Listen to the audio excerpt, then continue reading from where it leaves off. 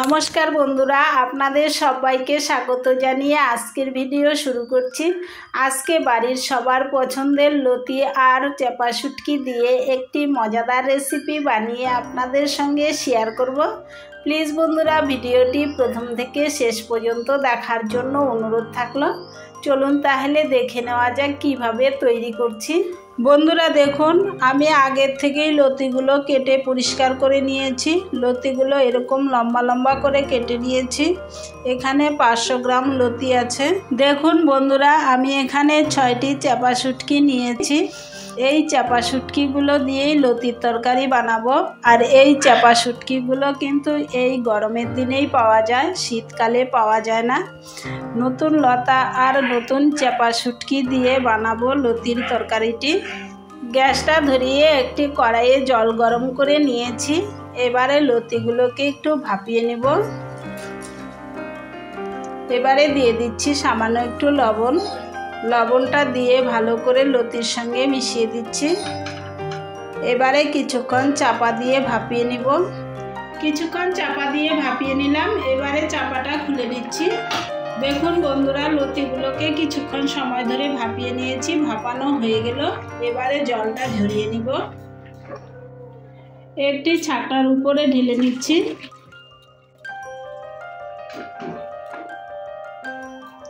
কড়াইটা পরিষ্কার করে আবারও বসিয়ে দিয়েছি। এবারে দিয়ে দিচ্ছি সরষের তেল।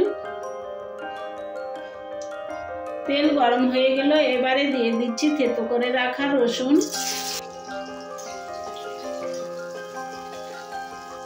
রসুনটাকে এবারে ভালো করে ভেজে নিব। রসুনটাকে লাল লাল করে ভেজে নিয়েছি। এবারে দিয়ে দিচ্ছি চাপা শুটকিগুলো। চাপা শুটকিগুলো দিয়ে আবারও কিছুক্ষণ ভেজে নিচ্ছি।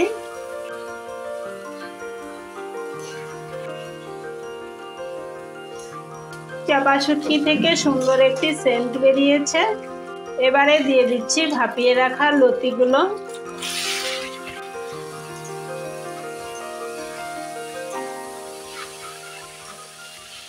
এবারে দিয়ে দিচ্ছি পরিমাণ মতো লবণ, সামান্য একটু হলুদ গুঁড়ো, হাফ চামচ পরিমাণ লাল লঙ্কার গুঁড়ো। এবারে দিয়ে দিচ্ছি 5-6টা কাঁচা লঙ্কা চেরা। সবগুলো একসঙ্গে ভালো করে মিশিয়ে নিচ্ছি।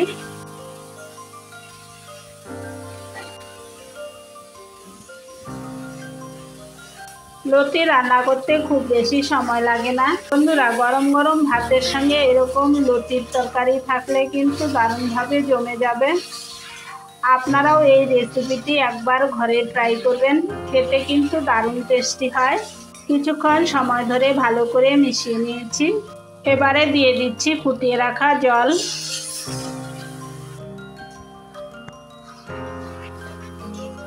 জলটা খুব বেশি দেইনি। লতার তরকারি কিন্তু বেশি ঝোল ভালো লাগে না। একটু মাখো মাখো তৈরি করলেই খেতে ভালো টেস্টি হয়। এইভাবে 2 থেকে 3 মিনিট সময় ধরে জাল করে নিব। দেখুন বন্ধুরা, 2-3 মিনিট সময় ধরে জাল করে নিয়েছি। লতির তরকারিটি তৈরি হয়ে গেল। এবারে নামিয়ে নিচ্ছি।